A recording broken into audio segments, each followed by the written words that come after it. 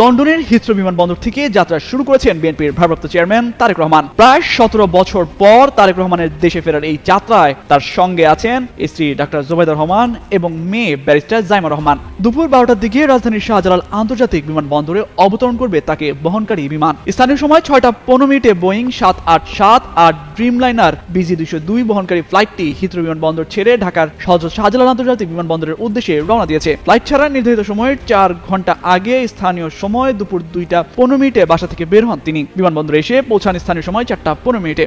তাই এলো ইনোভার, যেন আপনি লাইফে থাকেন রেডি প্রতিদিন। Innova, designed for now.